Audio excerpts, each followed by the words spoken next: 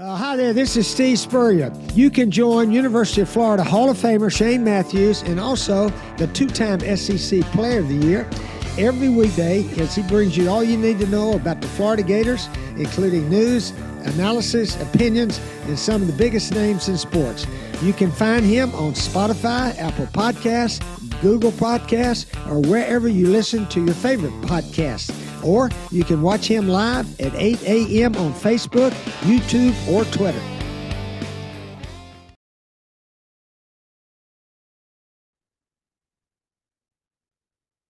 Well, happy Friday to you, Seth Harp, Harp on Sports. Happy December.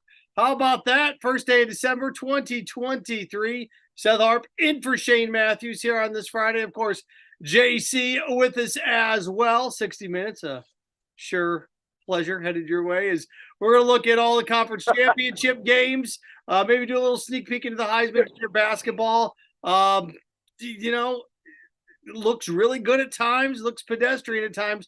Volleyball picks up a big win over Florida Gulf Coast as they get ready to take on Georgia Tech to punch their ticket to volleyball's version of the Sweet 16. So Gator-wise, got some things going on as well. Women's basketball continues to remain red hot. Welcome in to PodUp with Matthews in the morning, coming to you from the Crime Prevention Security System Studios, large enough to serve you and small enough to care. Of course, your comments, questions via Facebook Live as well. Got to thank Meldon Law for that. Facebook Live questions, the only official injury law and accident firm partner of the Florida Gators. Quality Plumbing, YouTube Live questions, residential commercial plumbing services and emergency repair since 1984.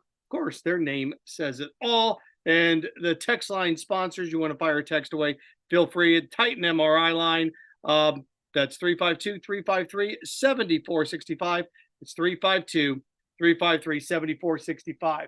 JC, I cannot think of a conference championship weekend where all 5 games mattered, all 5 games meant something, and the possibility of the SEC being on the outside looking in come Sunday existed.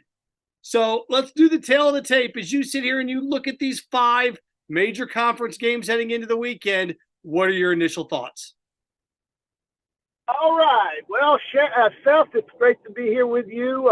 Driving my way up to the Atlanta area this afternoon. I should get there around 1, 2 o'clock. I was going to fly, but then I woke up this morning and decided I didn't want to fly. So I'm going to drive up there, and here I am. And I think my initial thoughts have to be that I'm really glad that we are in the final year of the 4-team playoff, because we have 5 power conferences, and yet we only have 4 slots for the playoffs. And so that makes me happy that we will be expanding to 12 teams next season when we talk about the college football postseason. But that's for then, and this is now. And I got to tell you, if I were going to place bets on these games, I would take single underdog with the points, and I'd be willing to bet that I would end up ahead at the end of the day. That doesn't mean that the underdogs are going to win, but I think we're going to look at some really exciting, close matches. And I actually even believe that Iowa will stay with Michigan. And I actually believe that Alabama will stay with Georgia. And I actually believe that Louisville will actually beat Florida State. So that's how I feel about this. I think the biggest surprise to me, Seth, has to be that the Washington Huskies are getting 10 points against the Oregon Ducks, the undefeated Washington Huskies. I don't know what that line is all about, but Oregon's getting a lot of love. And like Michigan, I think they've had really one good win all year because their schedule is trash. So having said that, maybe I'm thinking Washington will pull off an undefeated season. But I really like what Oregon's doing. I like what Bo Nix is doing, but they haven't been challenged all year long. So except for that first time they lost to Washington, obviously. And they could have won that game quite easily. So those are my initial thoughts, Seth, but I'm excited about it. And I'm really excited about the fact this is the last year we do 4 teams. Yeah, I was going through and I was looking at this, and looking at the odds.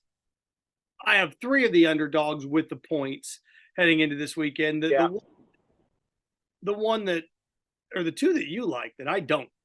I think Oregon's going to drill Washington. I think Oregon's going to drill Washington. Really? Bo Nix is going to win the Heisman this weekend. Look at the numbers, what they just did to Oregon State the night after Thanksgiving, Friday night. You look at how Oregon, his offense, what's he have, at least 3 touchdown passes in 6 straight games. The fact that they've dominated teams along the way over the course of the last month, and their only loss being at Washington due by a field goal, where Bo Nix actually outplayed Michael Penix. And the other one is, when everybody goes one way, I go another. And just because people it doesn't mean Florida State's not going to win. And how I feel about a team like Florida State, and this is where it starts to get tricky, is that Florida State isn't a championship team, but they are a winning team. And there's a big difference between the two, right? There are teams that win that aren't champions, like Notre Dame a couple of years ago. This year in the NFL, if you look around the NFL, there are teams that are in there winning that aren't championship teams. The Lions win. The Jaguars win. The Dolphins win. Those teams aren't going to win the Super Bowl. So I try to differentiate between the two. And, now that Rodemaker has got 6 quarters under his belt, Louisville, laid a gigantic egg against Kentucky. I think that makes that thing a little bit closer. But Florida State dominated Florida from about 4-minute mark in the second quarter through the rest of the game with a quarterback that was a little bit lost at the beginning. He's not going to be lost this weekend. So I look at this and try to dissect this. I think the best game, that's a point and a half, JC. So that's a pick 'em. But the game that will be, I think, the best and most entertaining game is the Alabama Georgia game. I think it's going to be, even though, what did I see? When's the last time we had a competitive SEC championship game? One that was single digits, like in the final few minutes. It's been a while, right? Alabama skull drug Georgia 2 years. Georgia absolutely demolished LSU last year. Florida was competitive against Alabama in the SEC championship game. There was never, oh my gosh, Alabama's in trouble here. That was never the case. What do we think? What are we going to see here? I do start to look at scenarios in which the SEC finds their way on the outside looking in, and there is one. And I know we've kind of danced around it and people have talked about it a little bit. If you think Washington wins, look, I can see Washington. They're a good football team. You don't get undefeated to this point in the year if you're not.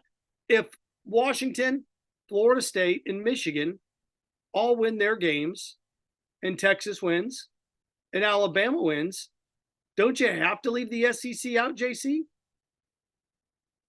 Well, here's how I would handle that, Seth, if I were on the committee.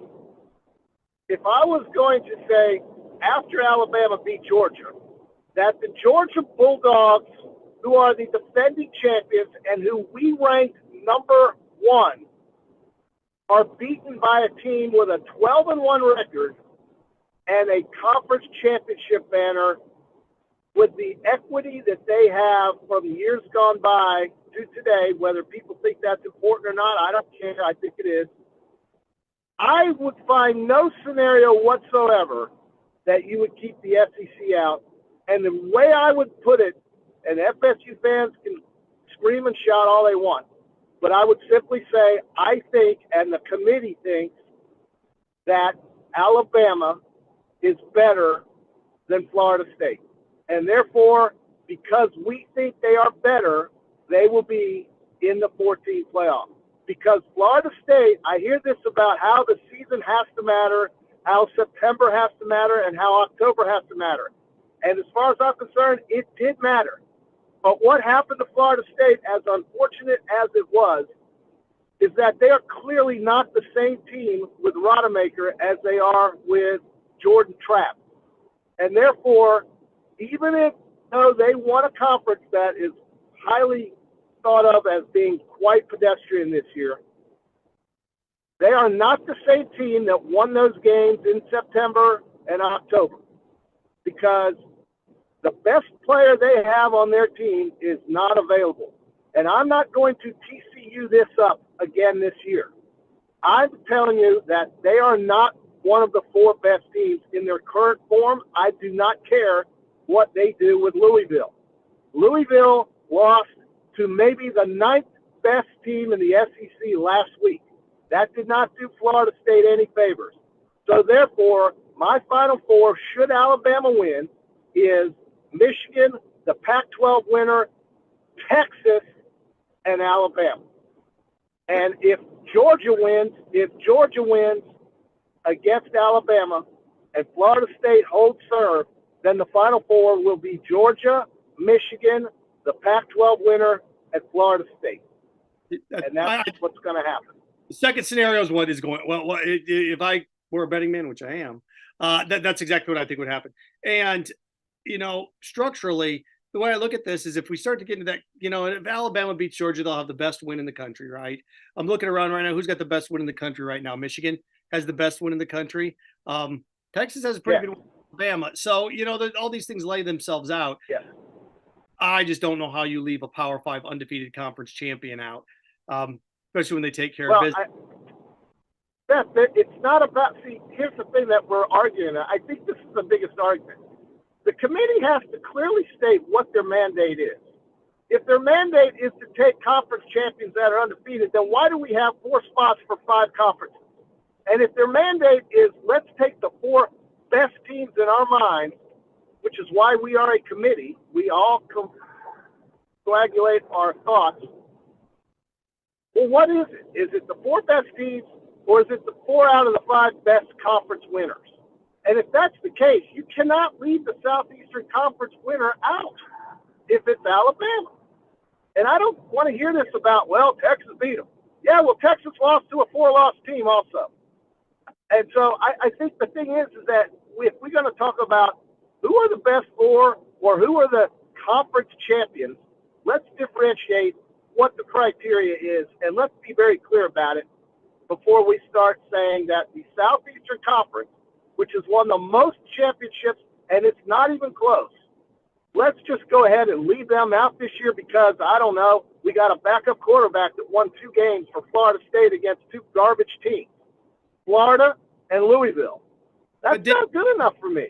Cardell Jones did the same thing at Ohio State, didn't he? He sure did, and he was actually quite productive. Rodmaker hasn't shown me anything. That's what the committee has to determine. Is this kid good enough to keep them in the game against the Georgia Bulldogs? If he does good enough to keep them in the game against the Oregon Ducks? But you're looking at hindsight to make that Cardell Jones assessment, right? If he puts it on Louisville, and let's say Florida State wins that thing by 2 touchdowns, not enough?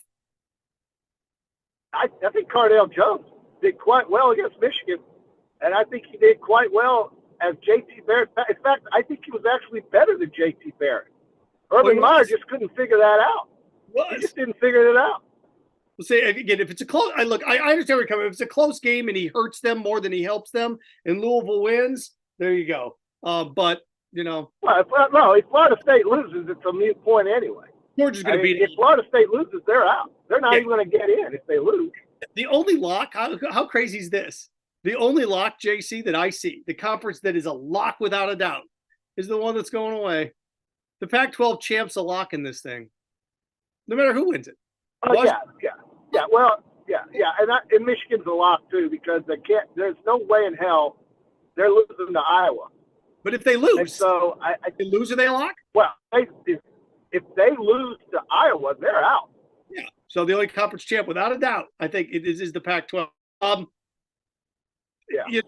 not a conference honk or a homer. I think I'm pretty objective when I look at this. And I get that Jaden Daniels has been the best dynamic player in college football, running the ball and throwing the ball.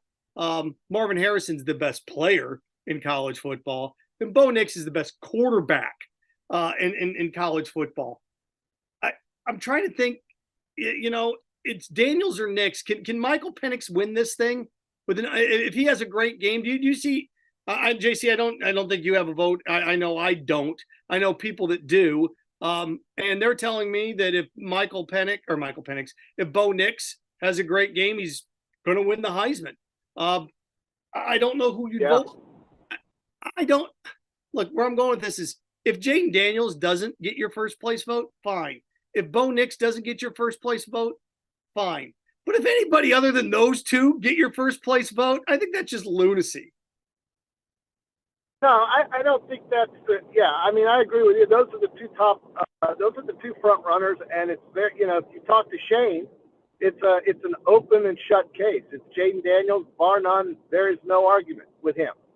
And then if you go out west and you talk to somebody from the Portland Gazette, it's Bo Nix. But I'll give you another name that if I did have a ballot, and at one point in my life I actually did have a ballot. I voted for Charlie Ward. The year he won it, and I had a vote because I was in the media. But if I were voting, it would be Daniels and Nix, and then I would absolutely put Carson Beck on my ballot because I think that kid from the first game, second game against South Carolina is so good with Mike Bobo's offense that I can't see Georgia not putting up 30 points against anybody in the country. This kid is accurate. He is very good in the pocket. He's not a great runner, but he doesn't have to be because Georgia's already got great runners.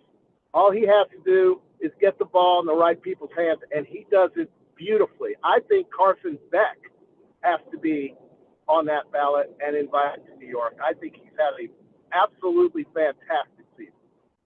Good. I like that. I'm okay with that down there. Bronze medal, who you want to put the bronze medal around is up to you. You go Marvin Harrison Jr., you can go Michael Penix. I'm going to get to somebody else that we got to consider. Based on your guys' comments on Facebook and your stance on Florida State, I'm going to tell you somebody else who you should put in there if we're going to play this Florida State game. JC with me here, Seth Harp in for Shane Matthews. PodUp with Matthews in the morning is brought to you in part by Duffield Home Improvement, your local roofing, siding, and window contractor serving Gainesville and surrounding areas since 1986. Also, Silverback Concrete, family-led team of concrete specialists that build commercial structures with unrivaled quality. Silverback Concrete, you stand on it. We stand by it. I see people in here, look, I get it. But Seth smoking that pipe. Florida State didn't dominate us. Yes, they did. They outscored you 24-3 halfway through the second quarter, through the rest of the game. I said they dominated you in the second half. They dominated Florida from the halfway mark of the second quarter all the way through the end of the game. You don't outscore somebody 24-3 in a 35-minute stretch and go, well, I guess that was pedestrian. They dominated. They won. But everybody keeps telling me, JC, well, Florida State without, Jordan Travis, with Rodemaker, nope. Without Travis, nope. Without Travis, nope. Well, then Travis is pretty damn good. And if he's that damn good to keep you out of the college football playoff, he should be in New York. If your premise is that, without Travis, they're fine. But that means he has to be in New York. You can't say that he is the determining swing whether or not you make the playoff or not, but then he's not good enough to be in New York over a Carson Beck or a Michael Penix. So your thoughts on that? If we're going to do that, I'm fine with it. Then Jordan Travis has to be here because he means playoff or not playoff. I mean, I don't mind if they want to invite 6 kids up there. What's the big deal? Let them have 6 guys go up to New York. What's the problem? They got the money. They'll send them up there. I could easily name 6 kids that would garner enough attention to be invited to New York. What's wrong with that? But I would tell you that Florida State, it's simple for me. It's very simple. If Florida State's playing Georgia, what's the point spread? Just, I don't know. What is it? 10, 11? But if we're doing that, 5, what is it? If we're doing that, then LSU would be closer than Florida State in a point spread game. Notre Dame would be closer. Okay. So, well, then that tells me all I need to know because I know how good it is to win a conference, be undefeated, but I just don't hold any equity in that conference. And it's no different for me than the Sun Belt or the Conference USA title. The ACC was nothing but abject garbage this year. Now, I know that North Carolina State had a good year. Dave Doran's going to be the coach of the year maybe. But these teams, to me, don't have the equity that winning that championship would get you in over an SEC champ. And that's the homerism in me, and I'm not objective. I admit it. And I don't think the committee should be objective. I think they should tell you who they think are the best 4 teams. I don't want to hear about, well, they beat Virginia Tech, and they beat Georgia Tech, and they beat Miami at home, and they beat the 5 and 7 Florida Gators, and they beat Wake Forest, and they struggled but beat Boston College. None of that matters to me. I want 4 playoff teams that are not going to be an embarrassment when they play. And last year's final game was an embarrassment. Now, I know TCU beat Michigan, but honest to God, they had no business on the field with Georgia. And I think Florida State will be embarrassed by either Georgia or Michigan, whoever they play, if they get into the Final Four. I don't think they're good enough. And I don't care about beating the damn Gators. The Gators are awful. So, I mean, that's just the way I look at it. Didn't they drill LSU on a neutral site, something that Alabama had to knock out? That was in August. I mean, Jaden Daniels, let me ask you this. Would Jaden Daniels play? You're going to do that. If they play tomorrow, what would Jaden Daniels do with Florida State tomorrow afternoon if they play? Never play a good team in my non-conference early if you're going to not reward me later. Why would I ever do it? Ever. Well, I agree. The SEC for most of the time has not done it. But they, Florida State and LSU played 2 games and FSU won them both. But that quarterback is not on the team anymore. The kid that beat LSU is not playing. And Rodemaker would not have beaten LSU, in my opinion. He's not as good. That's fair. So I don't think Florida State's as good. I think it's fair. But if we're going to do that, and I think you and I agree on this, if we're going to do that, if he's that good, that he's a pendulum swinger for playoff or not playoff, then he has to be in New York. Then he has to be in New York. Yeah, I've got no problem with sticking Jordan Travis in New York. He is the single biggest reason why Florida State is in any conversation at all. And I know they got 2 good wide receivers. I know they start 16 transfers out of their 22 starters. I get all that. Norvell's done a great job. He's only had freaking 5 or 6 years to do it. I mean, my God, at some point he's got to get better, right? They were awful. But Jordan Travis is the single biggest reason why Florida State is where they are, and he's not available.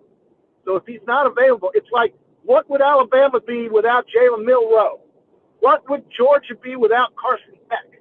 What would Southern Cal be without Caleb Williams? What would Oregon be without Bo Nix? And what would Washington be without Michael Penix? And we know that Texas is not as good without Quinn Ewers. And the simple fact of the matter is, as far as I'm concerned, Florida State is not as good without Jordan Travis at all. They're just not. Sorry. No, look, and I agree with you. Then at that point, then if any quarterback gets, I wonder if we'd be saying the same thing if Florida were 11-0 or 12-0 and Graham Mertz would have gotten hurt. If Florida should be on the outside looking in. They play in the Southeastern Conference, and that would have included a win over Georgia, and that would have included a win over LSU, and that would have included a better resume, in my opinion, than what Florida State gave us. Without the quarterback. Again, I understand. I understand 4 best teams point spreads. I get it. I'm with you, man. I understand that. My whole context of this is then if you are an elite team and your quarterback gets hurt, Bo Nix is beating Washington in the 4th quarter and breaks his hand on a helmet and is done for the year. We're going to leave Oregon out? Because I have no idea what Oregon is without him. No idea. Yeah. See, so that's tricky. Well, I mean, that's a good point you make, Seth. That's a very good point. But I think that the reality is that all of these teams with their best players are completely different than without their best players. And I know injuries are a part of the game. I know all that. But I just can't see Florida. Now, look, I'm probably in the minority. Most people probably think I'm full of crap about Florida State, and I understand it. But I also don't want to watch another semifinal playoff blowout. I'm tired of watching those games. And FSU would get blown out by the Georgia Bulldogs, and I think FSU would get blown out by Michigan, and I think FSU would get probably blown out by Alabama, quite frankly. And definitely I think they would get blown out by the Oregon Ducks. They're not as complete a team or as good a team. But if you want to put them in because they're undefeated and they won a weak conference with a backup quarterback, then you live with the results. That's what you're going to see. We got messages rolling in here. Greg writing in, Nix isn't as good as Daniels. Isn't better than Daniels. Oh, okay, that's fine. but then Nick's had to leave the SEC to do better. All right, Greg, then Jane Daniels left the Pac-12 to come to the SEC because he couldn't handle the Pac-12. I can play that game too. Yeah. Oh, I mean, yeah. oh, Yeah, I get that. right? It wasn't good. Arizona State wasn't good enough. Wasn't good. Arizona State. Arizona State's elite. You can dominate these SEC defenses. You can't dominate those Pac-12 defenses. Yeah. Well, clearly, having different coaches and a different scenery has done wonders for both their careers, and it's going to get them in the NFL. I mean, they are now first-round draft picks, and before they were not. Joe writing in, he doesn't care if Georgia loses. It'll be the first loss in 2 years. It'd be robbery not to have them there. If Florida's in that position, our fan base would be livid if we got left out. Okay, so Seth, let's say Alabama beats Georgia. Does Georgia still get in if they lose this game, Seth? And they shouldn't be. No. Okay. Well, if we're going to start doing this, well, they won it last year. Who gives a damn? Who won the national championship in college last year? Does that mean they're a 1 seed this year? I mean, no. Look, it's one of these things that if we're going to do Ohio State, Michigan's a play-in game, then Alabama, Georgia's a play-in game. If we're going to I agree with that. I agree. You can't put Georgia in and leave Alabama out if you're going to leave Alabama behind Texas. Yeah. You can't do that. That's hypocritical. If you're an SEC fan, you love the conference, you should root like crazy for Georgia because Georgia's a lock. Yeah, absolutely. Right. I mean, the whole world is rooting for the Georgia Bulldogs. That's the easiest way to keep this from being a disaster. But what would it be like if 2 dogs won against 2 heavy favorites? Let's say somehow FSU lose it. Well, I mean, if they lose, they're out. But let's just pretend Georgia and Michigan lose. Then what? Then what? You have the Pac-12 champ. You'd have Texas. What'd you say? It was Michigan and what? Alabama. What if Michigan and Georgia? What if Michigan and Georgia lose? Florida State, Oregon, Texas, and then you Alabama. There's where you'd be. Yeah. Alabama. The question is who'd be number 1. Crazy. That debate would be. Oh, by the way, really quick, JC, I did this as part of an exercise the other day. If we use next year's principles, it's a little bit different because the Pac-12 is going away. But if we use next year's principles on this year, this is what your debate. These would be your 4 talking points going into the weekend that we came up with. Okay, you'd be arguing who has home field. That's 1 through 4. Who should get the buys? So your college football playoff would be a buy argument. Who should get the buys? The fifth seed would be more than likely Texas, because at this point, then or Alabama if they'd win, but I think Alabama would jump into the top 4 into that scenario. The one thing that we'd definitely have is we'd have Tulane or SMU, whoever that non-Power 5 conference champ would be 12. And then you'd start to litter 6, 7, 8 with the Washington. If Washington loses, 6, 7, 8 would be littered with Florida State. Ohio State would be the discussion there. But then here's where it would get interesting. What on earth would you do down there? The debate would be 8, 9, and 10. Or 9, 10, 11 would be your debate. And I came up with 6 teams that you'd have to find 3 slots for. And those 6 teams are Penn State, Missouri, Ole Miss, Penn State, Missouri, Ole Miss. You'd have Arizona, LSU, and Notre Dame. You'd have to find 3 slots for those 6 teams. That's what our debate today would be. Okay, Missouri, Ole Miss, LSU, Arizona, Notre Dame. Who we putting here in these 3 slots? So that's what the debate's going to be next year. The debate's going to be more of 9, 10, 11. Who are the 3 road teams? And they also have to decide. JC, are they going to punish conference champions that lose? Because I don't know. Yeah, they fall out. I don't know if there's going to be any protections in place or how that's going to work, but it'll be an interesting debate. I know we have to catch our breath here a second. PodUp with Matthews in the morning, brought to you in part by Radware, family-owned business that provides itself with excellent customer service, providing quality and affordable promotional products, customized apparel, and also Peachland Dentistry, Gator Nation's #1 choice for dentistry in Port Charlotte and the surrounding areas. Visit them at peachlanddental.com and join us Friday, today, Peachland Dentistry, JC and the QB weekend picks. I think we may have already done that, right? I don't think we've gone through and actually looked at the spread. Pretty much. But we did it. We did. Well, we can go through and do a quick rapid fire when it comes to point spreads coming up here in a bit. All right. But we'll do that. All right, good. Heisman here a little bit. I'm looking forward to what the future has in store for this college football playoff, and a lot of the drama will disappear. I don't know if you're going to have combative arguments over who should be hosting and who should be having the bye, like we just did a little bit with who should be in and who shouldn't. But hey, baby, I know that one of the big questions.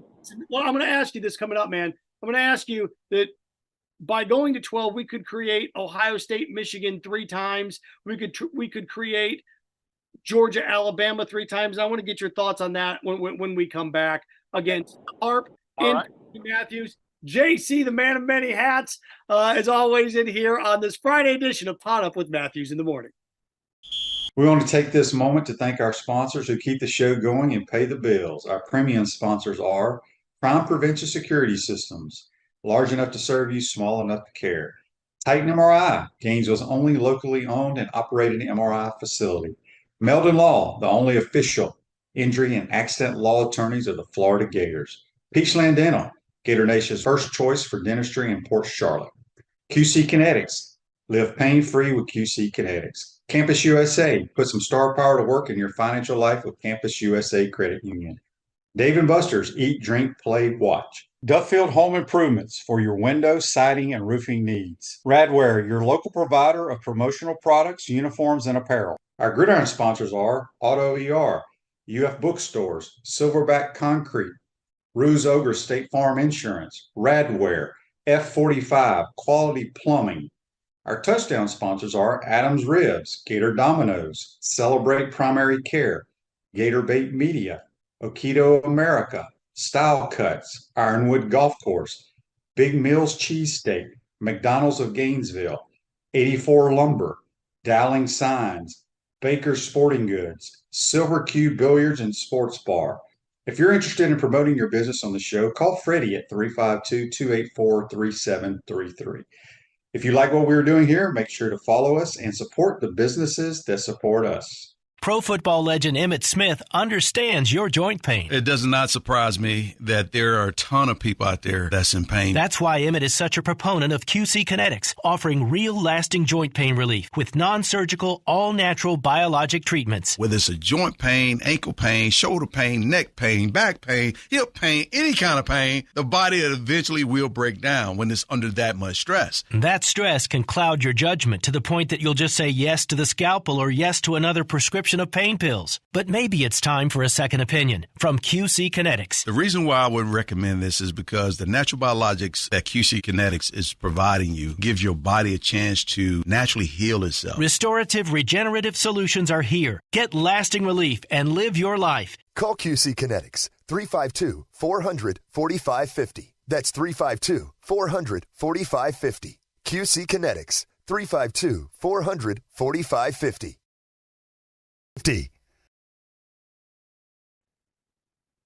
Second half of the program, PodUp with Matthews in the morning is JC. I am Seth Harp in for Shane Matthews, who's on his way to Atlanta, and JC's headed up there as well.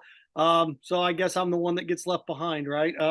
Hey, always happens. No, but SEC championship game, a game you'll be able to hear in its entirety on ESPN 98.1 FM, 850 AM, WRUF. Also, we'll have the ACC championship game on Florida State and Louisville. Right, JC? If you were programming that station like I am, you carry Florida State Louisville over Michigan, Iowa, correct? Absolutely. Gotcha. Okay. I know somebody's not going to like that, but then we got the Pac-12 championship game.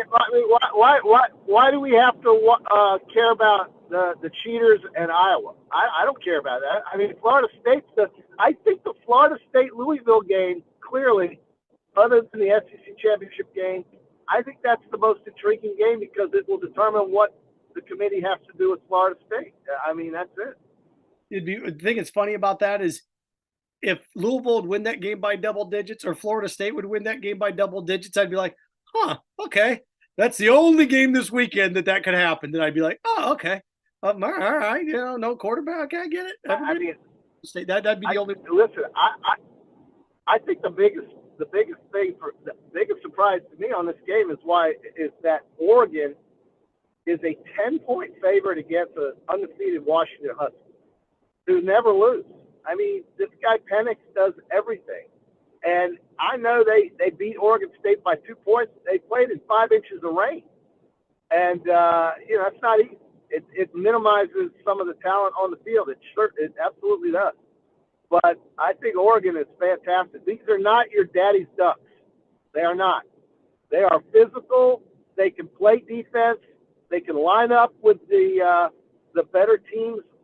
And they have a great quarterback with the most speed probably of any of these teams that are still alive. So I'm going to ask you for real. There's no doubt. You and I totally agree on that. I'm going to ask you a question about them coming up here. Again, PodUp with Matthews in the morning. The service of Meldon Law. Facebook Live questions, fire away. Meldon Law, the only official accident law firm partner of the Florida Gators. Also, text line Titan MRI, 352-353-7465. Titan MRI hotline. JC and myself both hanging out courtesy of the gang today. And also YouTube question brought to you by Quality Plumbing, residential and commercial plumbing services and repair since 1984. Their name says it all. And one more quick one in here before I ask JC this very important question. Ruse Ogre State Farm, insurance, dedicated insurance professionals, ready to help life go in the right direction with the right insurance options for you. Visit Ogra, O-G-R-A insurance.com. Give them a call, 352-240-1779. That's 352-240-1779.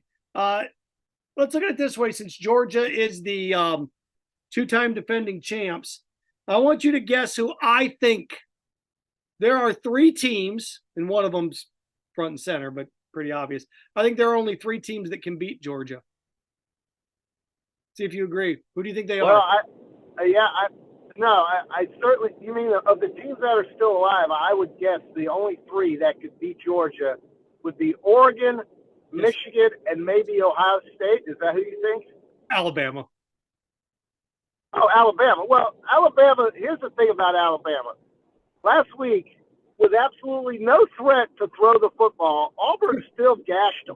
And I don't understand that. I don't get it.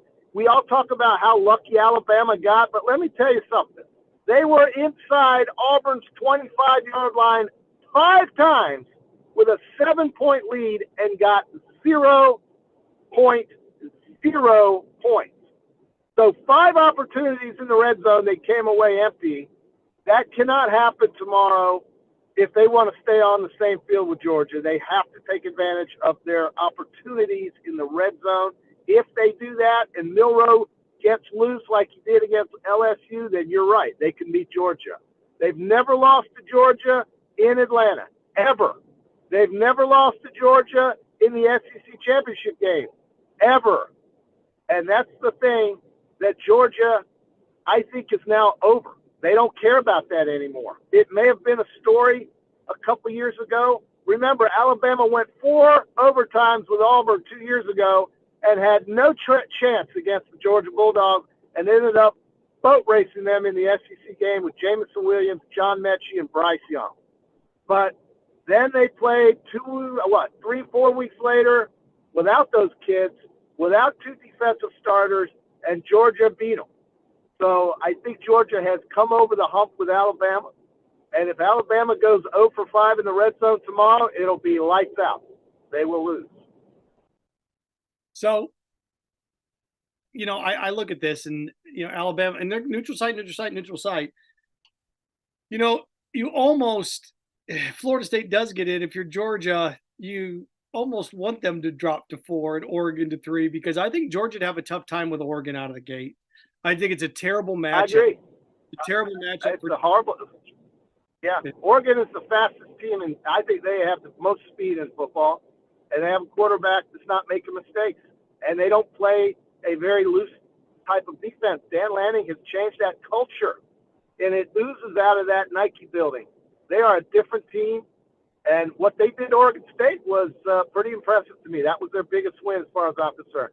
Now that's why they're a 10-point favorite against an unbeaten Washington Huskies team who beat them the last time. Question for you. This is, of course, the last year for divisions in both the Big Ten and the SEC. The ACC did away with them. If the ACC didn't do away with them, what would we have gotten? We'd have gotten Florida State, and I can't remember who we even gotten out of the South this year. Would it have been Miami or North Carolina, or out of the Coastal or whatever it would have been? The Big 12 in the snake, they've had that snake for a couple of years now, so it's a little bit different. If not, we'd be looking at Kansas State and Texas in the Big 12 championship. So divisions are going away. That's why we get Iowa and Michigan going away in the SEC this year, although we'd have these exact same two teams. JC, are we ready for Michigan, Ohio State to wrap up the year and then to play each other immediately again? And let's say that would happen. And Ohio State would beat them this week.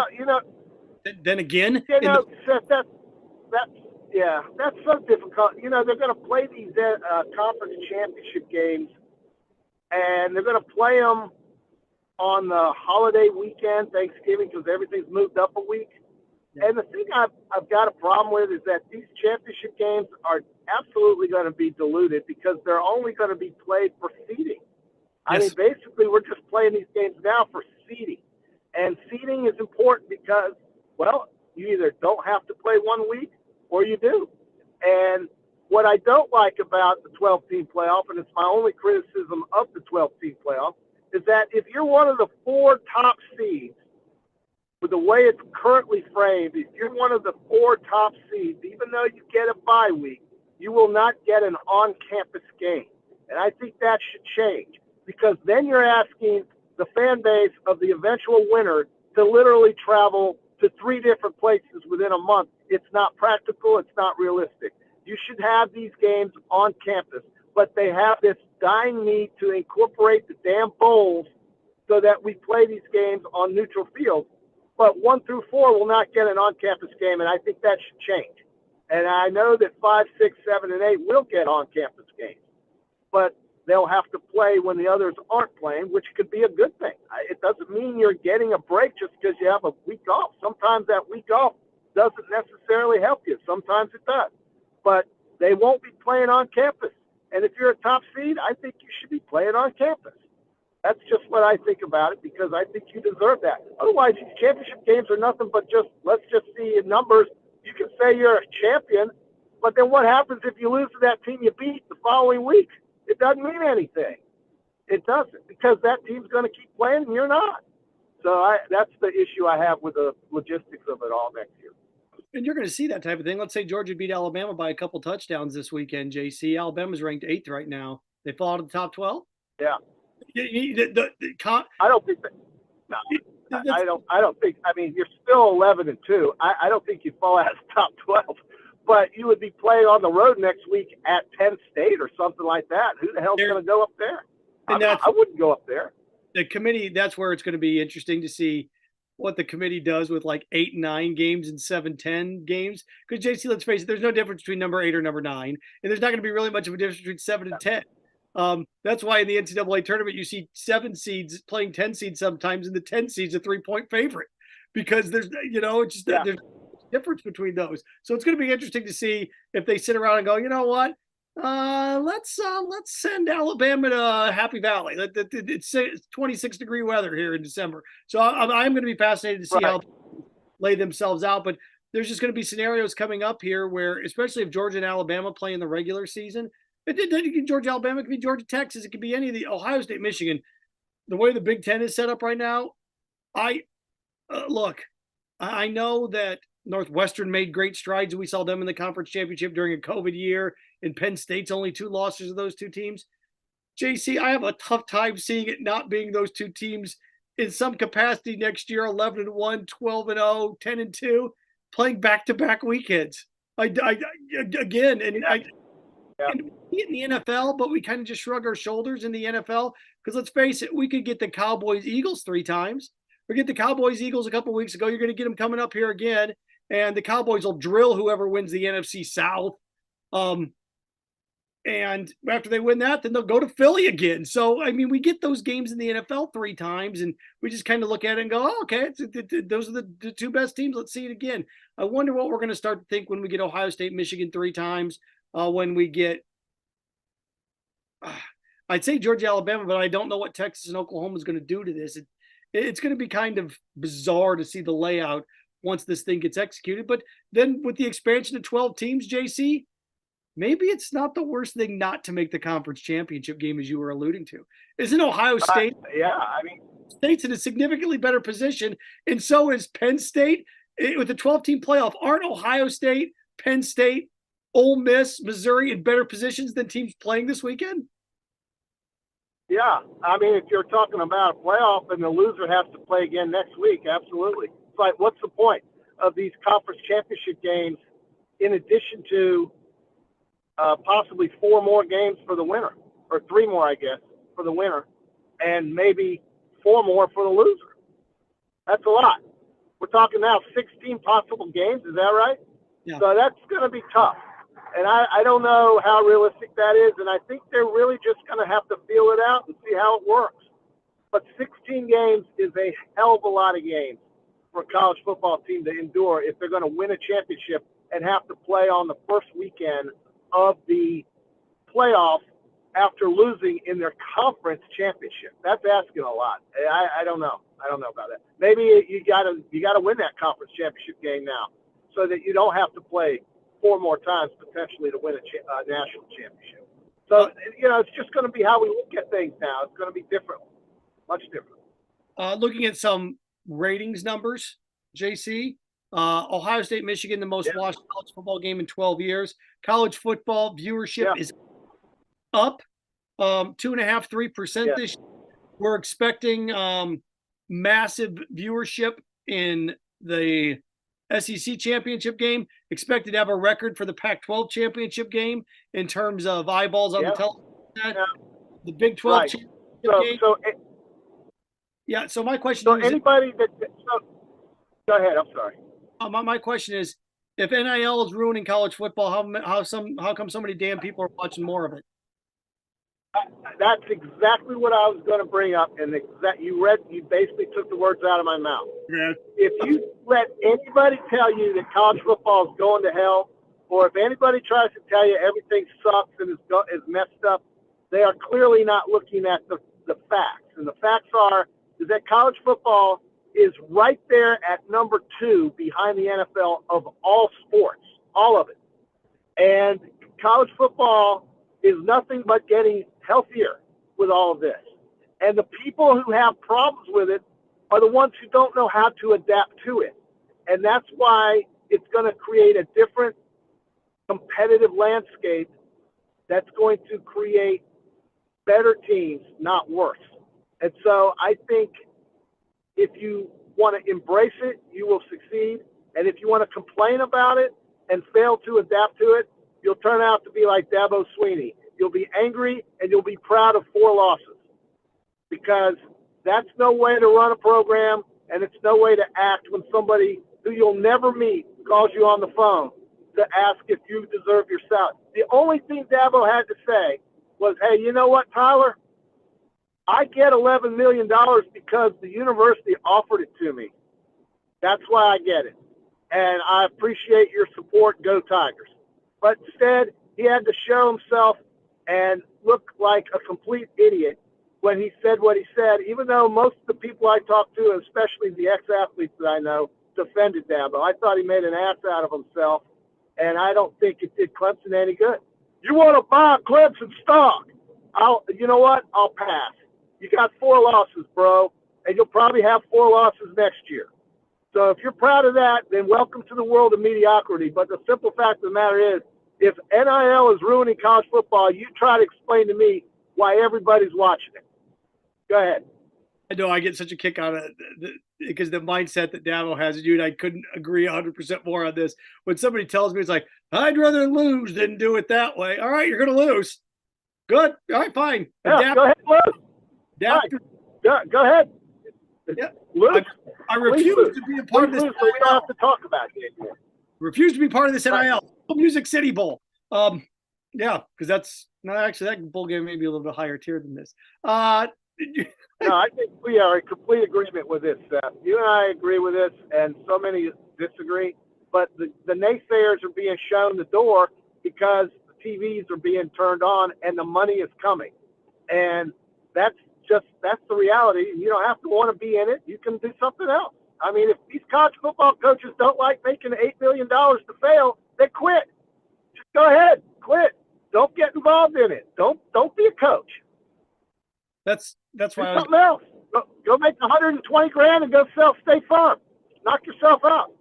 That's why I was going to kick it. Whatever. Complain about media shows, whether it's conservative or liberal. I always get a kick out of people like, oh, I can't believe Fox News. I can't believe MSNBC. Don't watch it. Don't watch it. Don't. JC, I don't like mayonnaise. I think mayonnaise sucks. I hate it. But I'm not wheeling up and down public, smashing the bottles, bitching about what's this mayonnaise doing in here. No, just don't buy it. Anyway, all right, let's do rapid fire. I know you got JC, got your guys' picks, courtesy of Peachland Dentistry. Also, let's see here, QC Kinetics. If you have joint pain, shoulders, knees, hips, or back, won't go away, check out QC Kinetics for long-lasting relief. No surgery, drugs, or downtime.